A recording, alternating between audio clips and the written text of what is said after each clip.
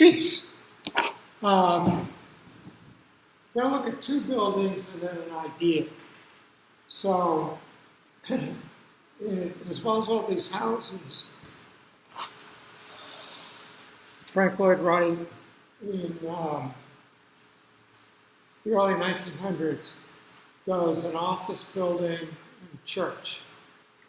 And he lays down a pattern in the way he does these that we're going to see come up later. So first is the Larkin Building. And the Larkin Company is a mail order soap company.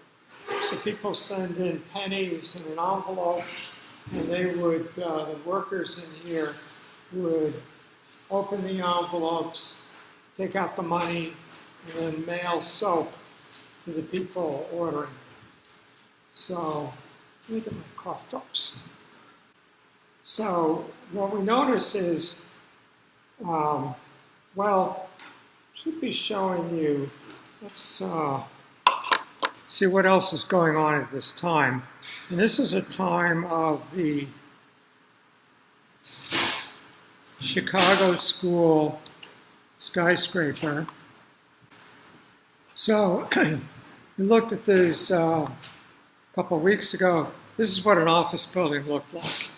And there's stuff going on inside. You know, there's elevators and stairs and ducts and etc.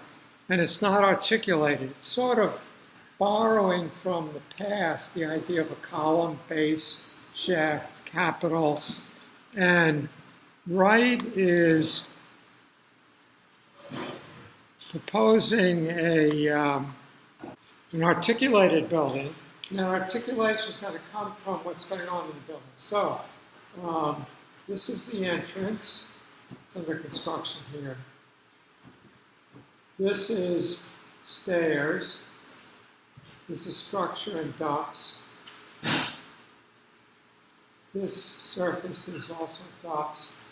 And then this is more stairs and a service area. It's with the lockers and stuff off for the workers. And then the main space here is open to skylights and the balconies around them where people are working. Now, Wright doesn't originate this.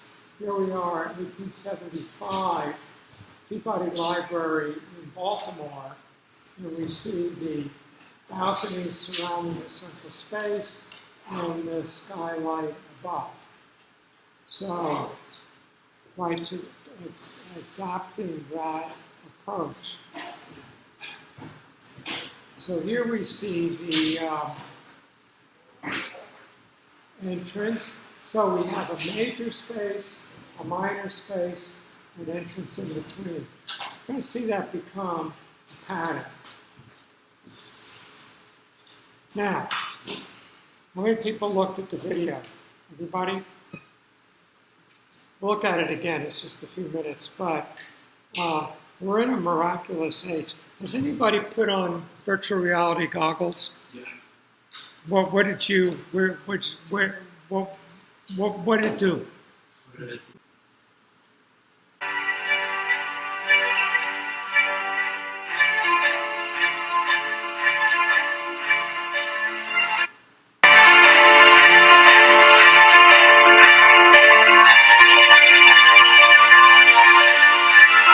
So you can see that looks a little bit like cardboard.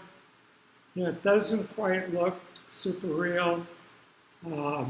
So if somebody do this again in 5 years, it'll look super real.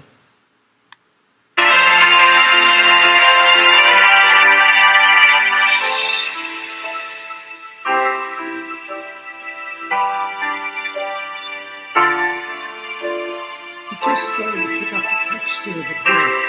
There could be more there. When you make these, you buy the people. You have to make those people to buy them. You buy a streetcar.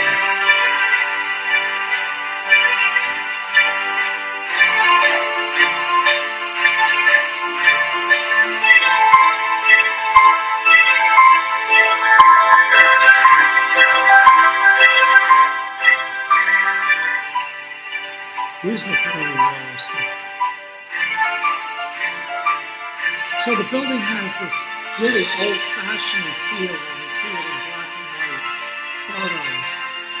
And this really gives you a different feel.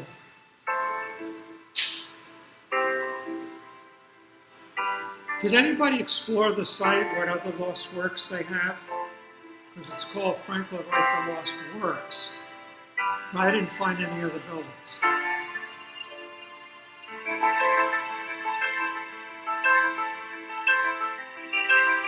Should they have made the people dressed for 1906?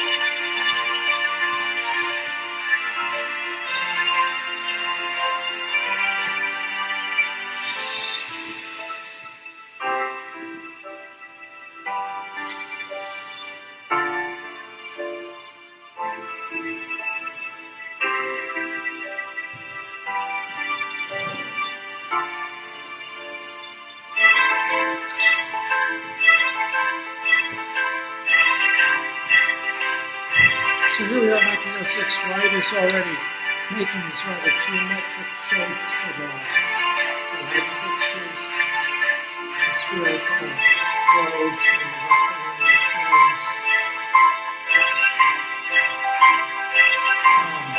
This is the first use of steel furniture in an office done by steel plates.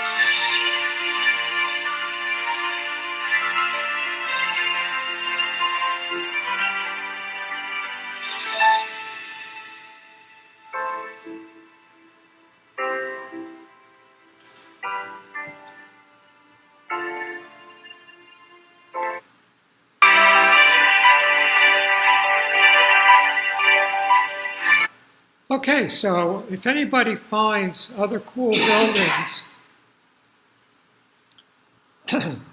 in simulation like this, email me and I'll pass it on to the rest of the class.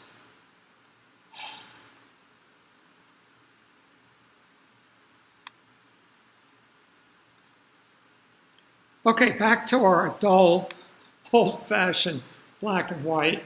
Let me see if I've got a little control curve.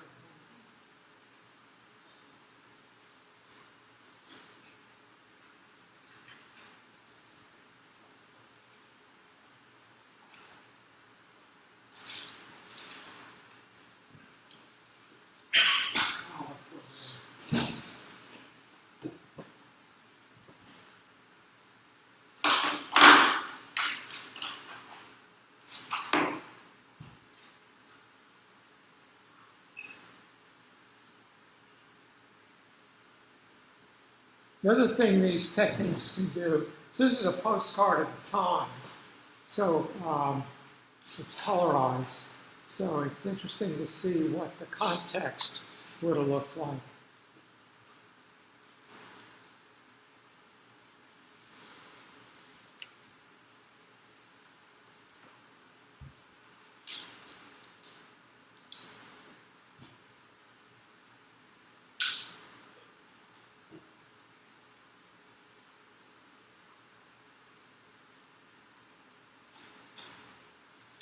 This winged victory of Samothrace, Greek sculpture, it originally had a head and arms.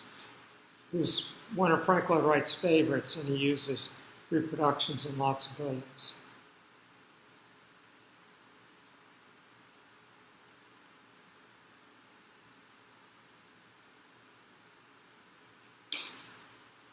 Here you see this very rectilinear geometry for the lighting fixtures. Going to be very influential in Europeans.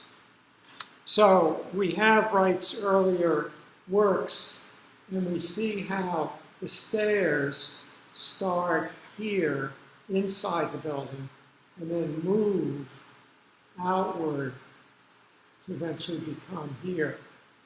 So this corner evolves. And here we see these columns becoming hollow and carrying air, and this surface carrying air. So this is one of the first centrally air-conditioned buildings. It doesn't have compressors. It uses evaporative cooling. So the air is pulled in.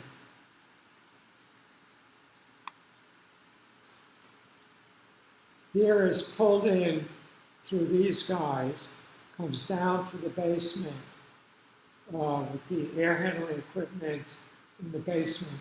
The air is then pulled across the pool of water, so it's moisturized and then evaporatively cooled, and then it comes up through these guys into the interior spaces.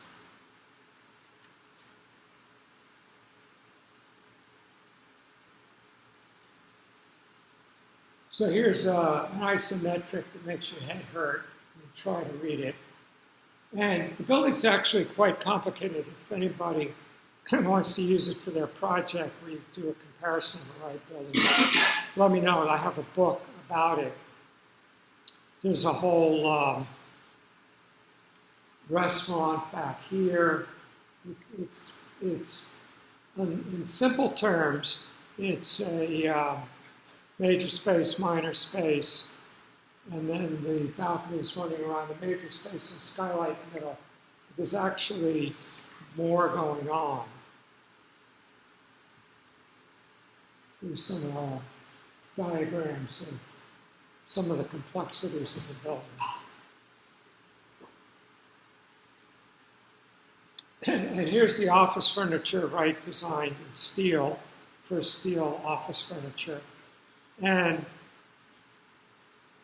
you see here, this chair, it's hard to see, but this chair has no legs. There's supported by this centerpiece here, and then there's an arm going back, and it swings on that arm. And the idea is it makes it easier for the cleaning people to get under the chair and cleaning up at night. And it turns out just to be a headache, so nobody does it anymore. Now, does this remind you of a more recent building? Anybody tell me what Paul Rudolph is famous for? So Paul Rudolph was a major figure in the mid-60s through the 80s. He ranked with Louis Kahn and Earl Saarinen as important architects, of American architects in the 60s, 70s. And he's associated with brutalism, exposed concrete. So this is his art and architecture building at Yale. And then here is an extension done by Wathney Siegel. Siegel's on the board of Pratt. And this is compared to Le Corbusier, this exposed poured-in-place concrete. But the plan is straight out of the Larkin Building. Here he pulls these stairs out to the corners. He's got these hollow structural forms with AC in them, somewhat open space in the center. He's got multiple levels in there. It's famous for the levels. So that's the Larkin Building, and it's major space, minor space, entrance in between, skylight in the middle, balconies running around, hollow structural members carrying HVAC. So just a few years later, Wright does Unity Temple. And Anybody been to Oak Park, Frank Lloyd Wright's house? So if you get to Chicago, you go to the suburb, Oak Park, and the Frank Lloyd Wright house I showed you last week is, you want to check your online for when it's open, but it's usually open, and it's a little museum. But then on the certain times of the year, you get a tour of the neighborhood, because there's half a dozen Frank Lloyd Wright houses within a couple blocks. And there's also this Unity Temple, a couple blocks from Wright's house. So this was a Unitarian congregation that Wright was part of. And he got the commission to do their new church. They said, what? That doesn't look like a church. It looks like a concrete box. So today we very much appreciate it, but at the time,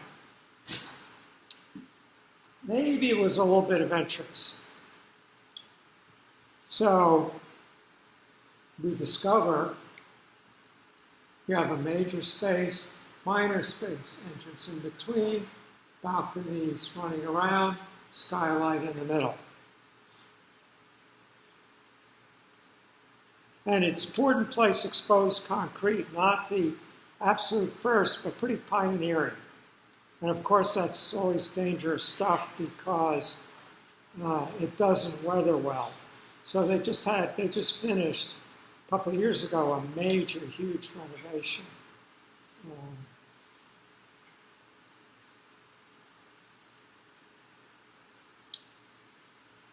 And we see it's very, I don't want to say cubist, because cubism is a particular thing. It's very cubic, very rectilinearly geometric. And it becomes very influential on what the European architects are going to do 20, 30 years later.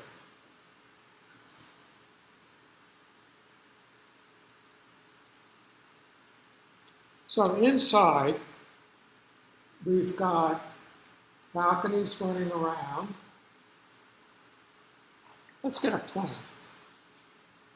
So major space is the church, minor space is the kindergarten and community room.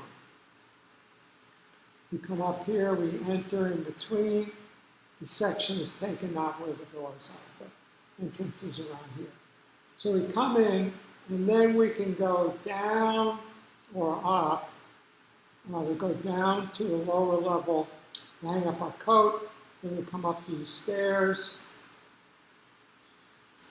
and sit either in the main congregation or in one of these balconies, 2 levels of balconies, and the minister is here. Now, Unitarian Church is very communitarian. It isn't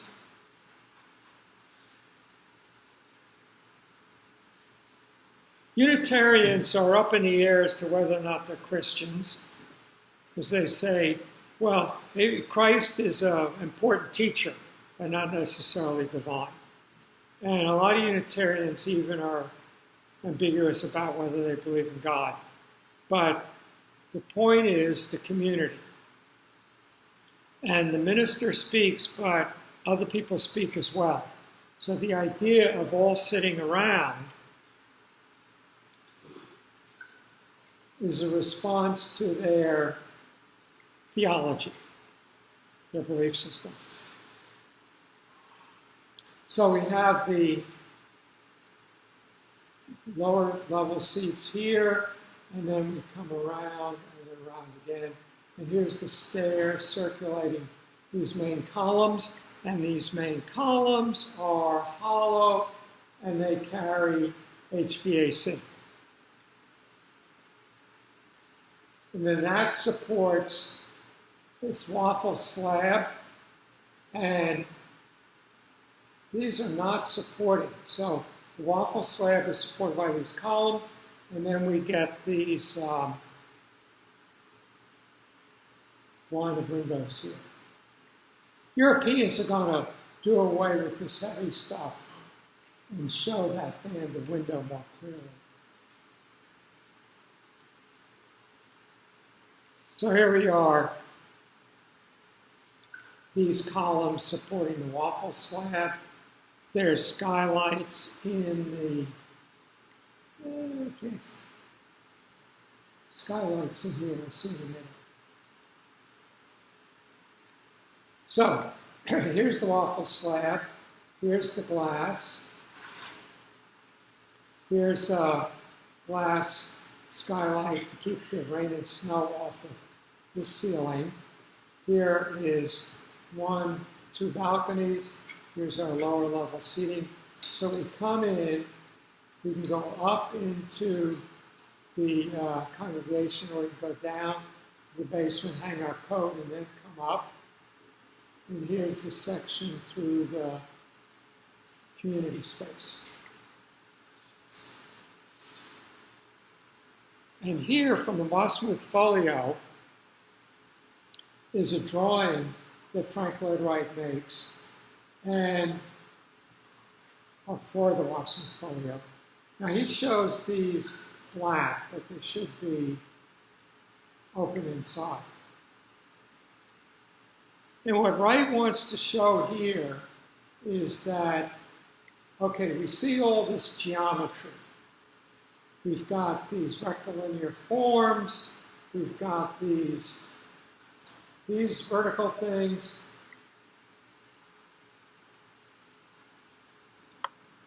First of all, Wright is part of a movement to do away with historical references. So there's no Doric, Ionic, and Corinthian. There's no Gothic pointed arches. Well, that's easy. You eliminate all the historical applied ornament. Well, what are you left with? A box. Well, that's not, so where's the aesthetic? Where's the architecture? So Wright makes that be the geometric rectilinear intersecting forms. That becomes the aesthetic of modern architecture. That's picked up by everybody else. Mies, Gropius, Corbu. It isn't obvious. It isn't given. It isn't necessary that modern architecture will be abstract, geometric, asymmetrical, interpenetrating forms. That's originated here by Frank Lloyd Wright. Now, he wants to show that those forms are not arbitrary. Yeah, I could stick bumps on my building, make it interesting. But what he wants to show is everything you see here is growing out of something going on in the plan. Now, something a little bit off here in that this is a perspective and this is not a perspective plan. So they don't exactly line up. Now, if this were an elevation, you could exactly line up with the plan. And later, Frank Lloyd Wright puts the plan in perspective. So imagine you have a plan, and you tilt the board. Now you're seeing it in perspective. And that perspective then exactly lines up with the perspective of the building. So here he's doing the same thing with Larkin and with Unity Temple. Larkin came first, then Unity Temple, and we see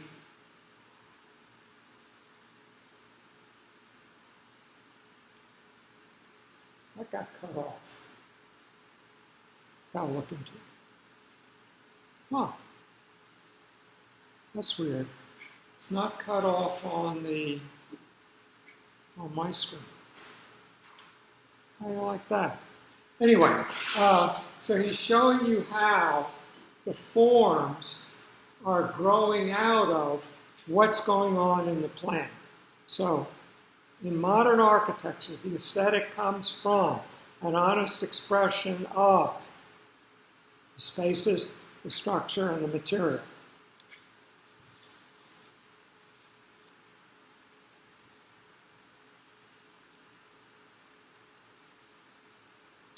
And here we get a sense of this very cubic geometric quality of the building.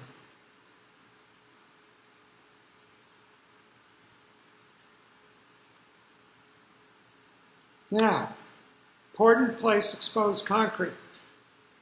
So that's pretty pioneering right there. But beyond that, it's a pioneering example of slip forming. Now, slip forming, imagine you're building a grain silo, one of those tubes they have for grain in the Midwest. What they do is they make a big metal form, and hydraulic jacks slowly move it up, and they keep pouring concrete. It has to move slow enough so that you expose the concrete below after it's cured enough that it can support itself. You keep raising the form, and you keep pouring the concrete. Well, Wright is dealing with a tight budget here, and he might have put bricks on the building if he could have afforded it, but this exposed concrete, of course, it's his modern aesthetic, but also maybe it's a function of budget. And to save money, here's the formwork. See, it's made up of strips of wood. This piece of formwork was previously down here, and before that it was down here. So he slides the formwork up as he pours the building. And you can see the pores here. Now, one thing about concrete, we don't really do that much exposed concrete anymore, but it was really big in the 60s and 70s. And those architects were very deep into wanting to show how the building was made. And it's very difficult, you know.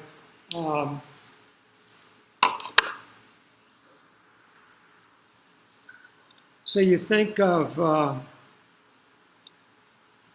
steel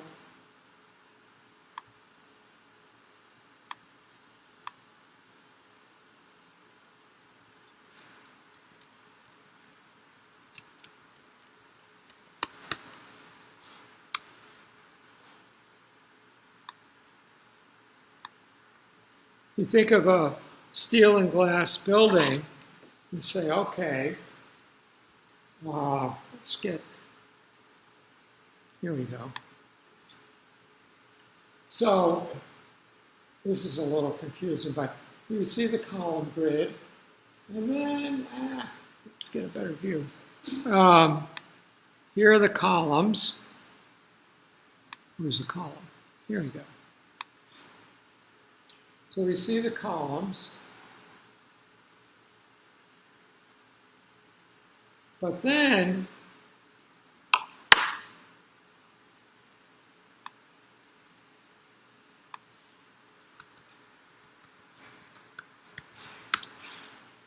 so, well, what are we actually looking at here? Here's the steel wide-flanged column. That's then surrounded with fireproofing, which in those days was sprayed on asbestos, which if you grabbed it, it could crumble. So that's then covered with sheet metal. So we're looking at sheet metal, cheap, thin sheet metal. We're not looking at the gutsy steel column that's actually holding up the building. And even if we did expose the steel, which we can't due to fire and rust, well, due to fire, you'd have to paint it, otherwise it'll rust. So we're looking at paint. So people struggled with that. For a while, Corten steel provided a solution. So if we look at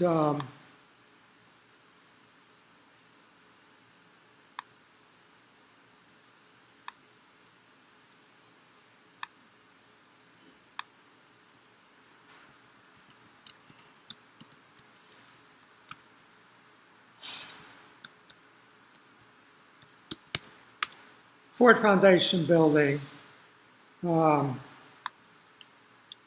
looking at exposed raw steel. Now this is inside, but outside as well. This is exposed raw steel. Now it's a special kind of steel called corten, which rusts, seals, and stops rusting. However, they discovered it keeps rusting. Not so much that it will be structurally in danger, but enough that it stains the sidewalk. With rust keeps spreading. So it's a real problem. And then we say, well, okay, concrete can stay, doesn't rust. So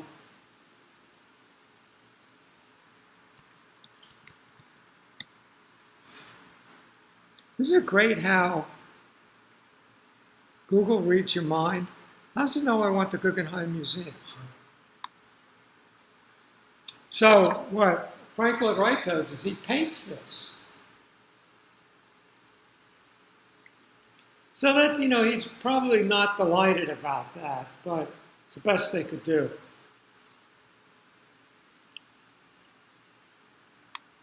So here he's leaving it exposed, and we see, the thing about concrete is it's unforgiving. Anything that's in the formwork will be in the concrete. So if you have joints between, let's say using plywood formwork, you have joints, you're going to see those joints when you take the plywood off, unless you cover the concrete with something. So in the case of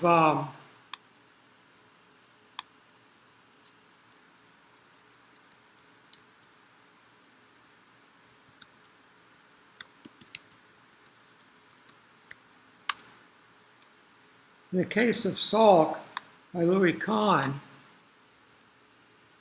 he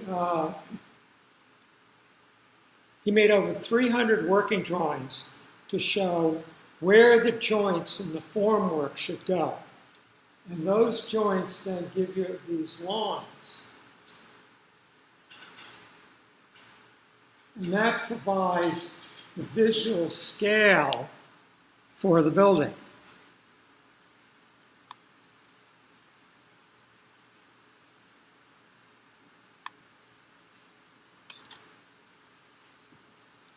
All these lines are designed.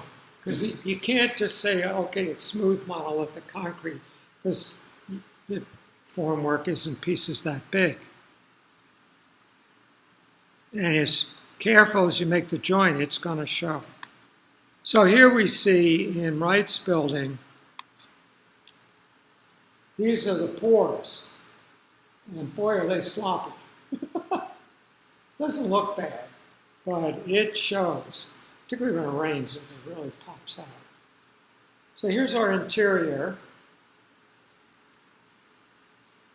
The minister, seating, balcony, two balconies running around, like a horseshoe all the way around.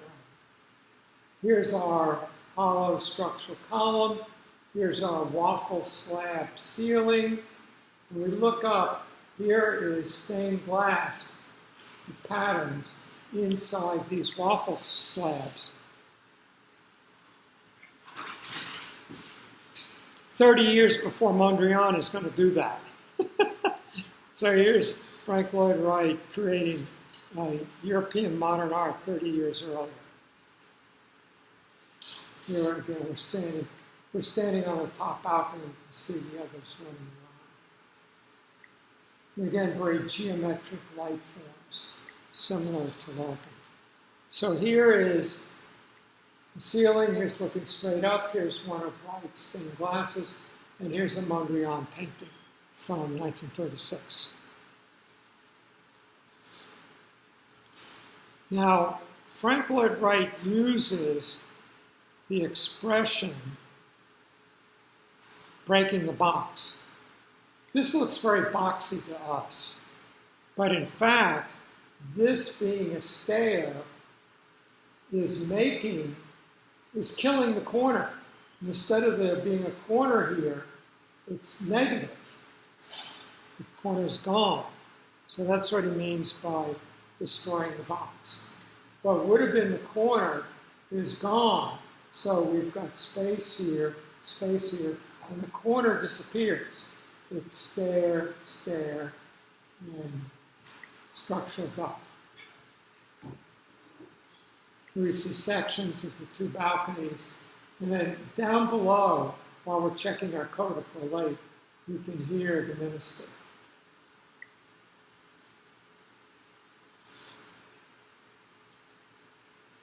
Okay, one more thing and we'll take a break.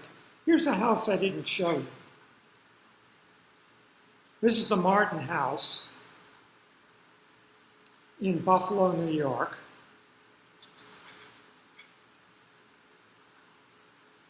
Just a little bit earlier. Looking kind of modern and suburban. A little bit. Definitely for rich people. It's a big complex. These are the people that own the Larkin soap company. So this house was, even though today people will pay huge amounts of money for a Frank Lloyd Wright house. They're just collectible, they're beautiful, they're enjoyable. You go back to the 50s and, do you really want a 50-year-old kitchen? 50-year-old bathroom? What are we talking about in renovation costs?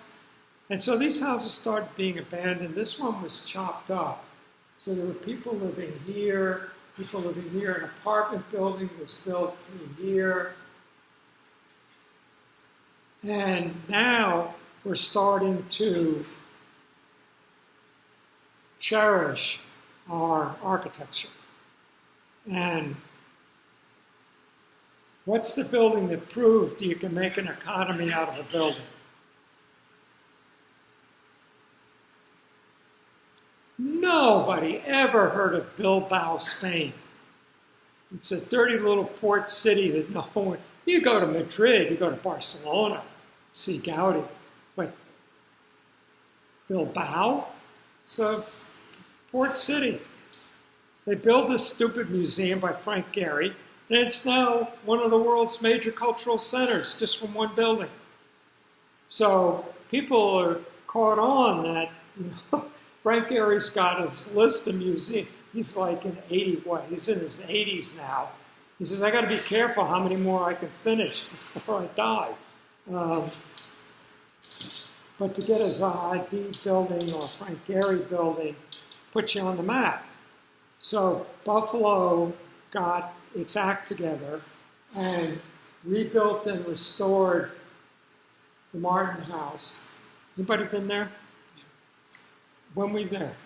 5 years. 5 years. 6 So it wasn't finished yet then, right?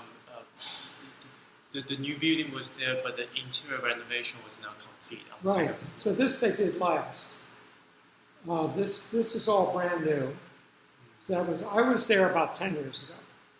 So this is all brand new. This they've done. When I was there, this was still waiting to be done, but now it's all done. And this is the visitor center. So they tried not to, I think it's you can think about it, should they have made this Frank Lloyd Wright instead of Miesian? Maybe don't compete. This is Frank Lloyd Wright, this is today. Anyway, that's the visitor center. Wait, so they took the apartment building?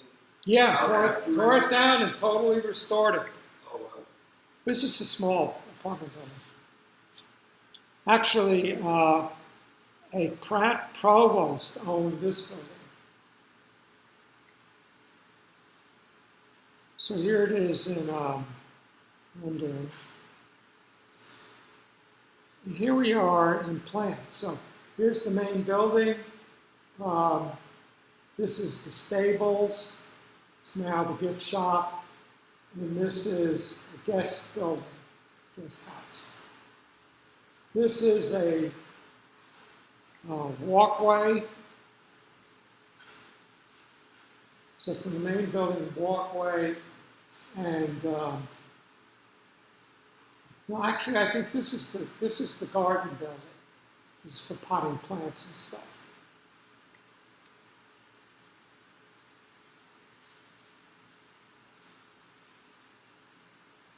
So I started to look at this plan.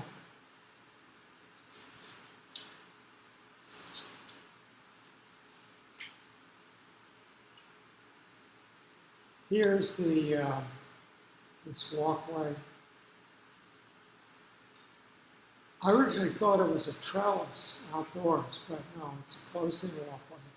I mean, before I got there.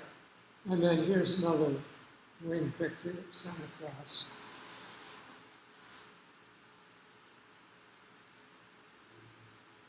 So Buffalo has really nasty winters. So this is so that the Martins could do their gardening in winter. So here is the main house before the restoration. Lower level has this beautiful Richardsonian brick arch. And we see here a cluster of 4 columns. 1, 2, 3, 4. Cluster of 4 columns. Cluster of 4 columns. So here are the 4 columns. Well, here's 2 of them. 1, 2, and 3, 4. 1, 2, 3, 4. And in here is heating pipes. So the heat comes up here and then through this grill into the space. Now, that's overkill for a house. But what we're seeing is Frank Lloyd Wright is exploring this idea of the hollow column, or in this case 4 columns, with the mechanical inside. Now, the mechanical in a house is just a little pipe running to a radiator. But he's exaggerating it to explore this idea, which he's then going to use in Larkin and Unity Temple. Louis Kahn does the same thing. The towers and the medical towers he's exploring in a house before he does them. So here are the 4 columns. Here's the 4 columns. 1, 2, 3, 4. And I'm looking at this, and I'm saying, is there something going on here? Now we can see the columns. 1, 2, 3, 4, and the heating pipes are in here. Anybody see something?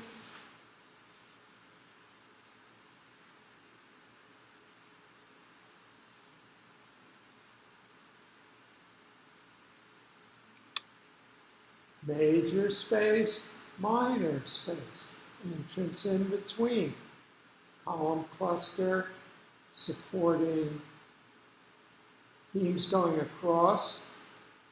Oh my God, it's Unity Temple and the Larkin Building. Major space, minor space, entrance in between. Hollow supporting columns carrying HVAC. So this is a theme in Wright. Does anybody think where we see that again? Major space, minor space, entrance in between, skylight in the middle, ramp. There?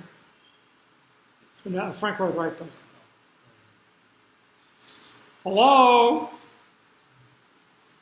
Major space, minor space, entrance in between, balcony running around, skylight in the middle, hollow tubes dropping through.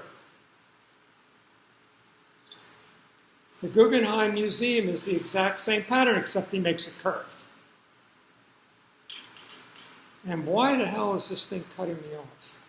Anyway, major space, minor space, entrance in between, balcony running around, skylight in the middle, hollow tubes dropping through.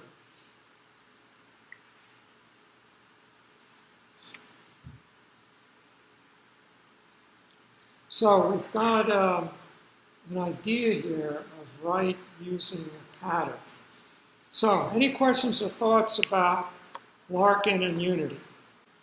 Okay, so we see a pattern here, and there are several examples of patterns in Wright's work. This one, major space, minor space, entrance in between, etc. And if you understand the principles of the pattern, we realize that despite the fact that the Guggenheim has curves, well, that's interesting. Now I got the bottom of my slide back. But these are actually the same pattern, just somewhat different shapes. So let's look at this notion of patterns. And this is a guy named George Stiny. And in 1983, he used computers at University of California to identify, to be able to generate architecture. So he starts with Andrea Palladio. So this is, I think Villa Malcontente, but don't quote me. So this is a Palladian villa. And we see this plan. Now, Palladio is an incredible architect. His buildings are much beloved, very widely imitated, in part because he wrote a book. So whether it's Thomas Jefferson or George Washington, people who had to build their own homes had his book and often used it as a pattern. So here we see this cross-shaped interior and these rooms surrounding it. And where does Palladio get that? And so analyzing it, working backwards, we see, well, it starts with a grid. So here is A, B, A, B, A, C, A, C, grid. So here's the grid. Now let's say that grid identifies where the walls go. So the walls don't have to go on all the grid lines, but if there's going to be a wall, it has to be on one of the grid lines. So this is his choice of which grid lines he's going to follow, giving him this cruciform interior space in these rooms. Then he says, you get a portico, and if there's a portico, there has to be a form on the other side reflecting the portico. Add our columns, and then windows and doors. All windows and doors have to go either in the third point or the midpoint of a room. And if there's a door or window on one side, there has to be a door or window opposite it. So every door or window has a door or window opposite. So those are the rules. So he sets out these rules. Stiny does, which he derives from Palladio. And then he gives the rules to his students and asks them to design a Palladian villa, which they then name after the streets near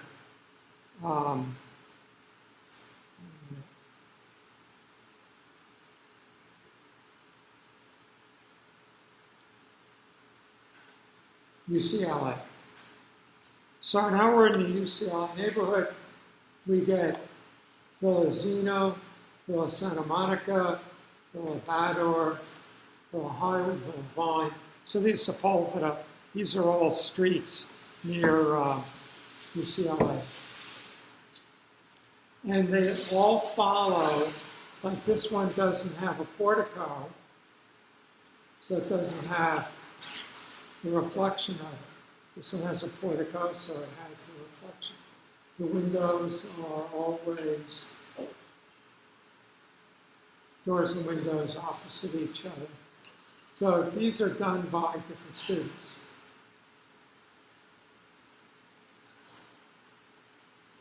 So there was, I had a colleague at Pratt at the time. I visited George Stiny and got this manuscript from him. And he's never done it as a book. But I showed it to one of my Pratt colleagues who was a real Palladio expert. He would lead a tour in the summer to go to Palladian villas in Italy.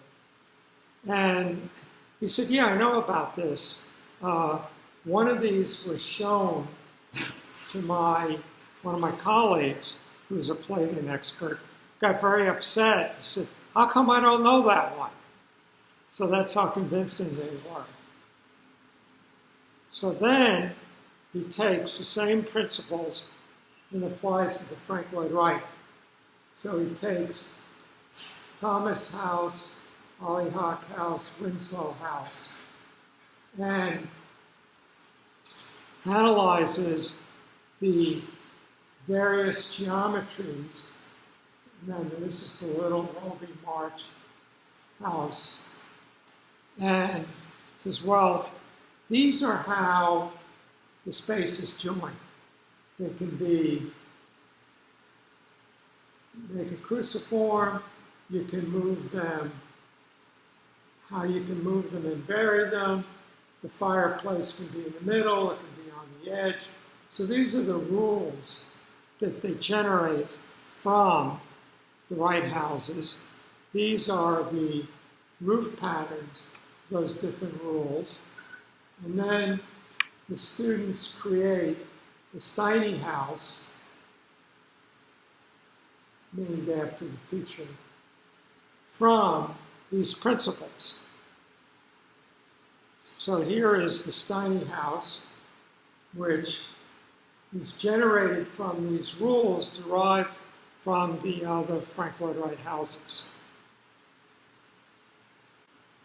So here is the tall building generated from a tree-like structure. So here's another example of a Wright pattern that he develops early on and follows through on it.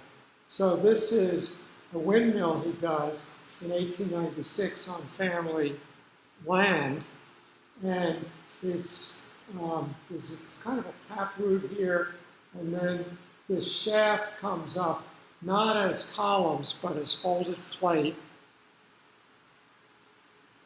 Then we get the tower on Johnson wax. We'll see that in a couple weeks. And here, again, instead of a column grid, there's one central shaft, which then cantilevers out to the floors. So the central shaft is made up of the core, elevators, stairs, ducts, and then no columns. Just everything just cantilevers out from them. Then this is St. Mark's, 1929, which he then builds as the Price Tower in 1952, again with these, here it's now fins.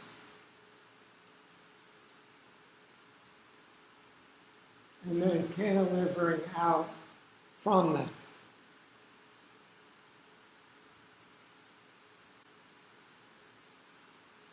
And then that's the Price Tower.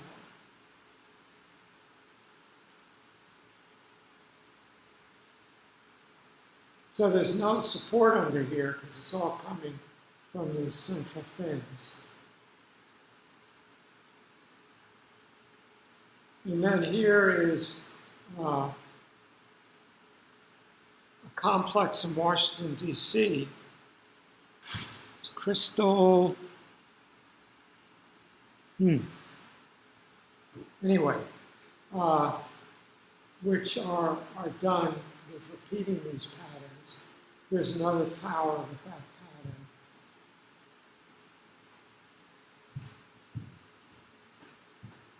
And then, oh, here we go. So this is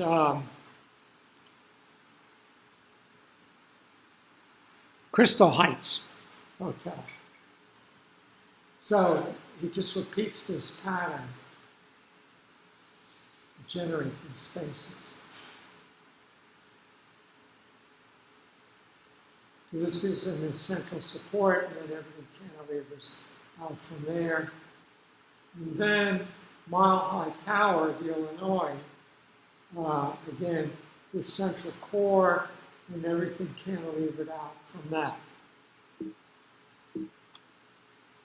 So I think there may be three major patterns in Wright: the open plan, the major space, minor space, and the tree-like core. And we see that unfolding throughout his career. So we often see artists laying down a core idea in their early work and then playing it out. So that's what we see here. So any questions about Unity and Larkin? About the major space, minor space pattern? There's a half a dozen other buildings that have that similar pattern. For example,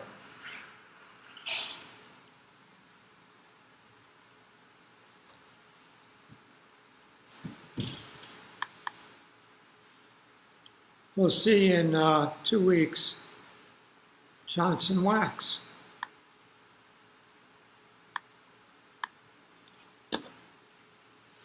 So this is 1950. This is 1936. So just looking at this part, major space, minor space, entrance in between, balcony running around, skylights in the middle, hollow cores dropping through. And the skylights. Now here there's a column grid in there, but still similar pattern. And here is, you just see this, the balcony running around and the skylight in the middle. There's the balcony running around, skylight in the middle. There's probably a half a dozen other buildings where he uses that pattern. So, any other questions? See you next week.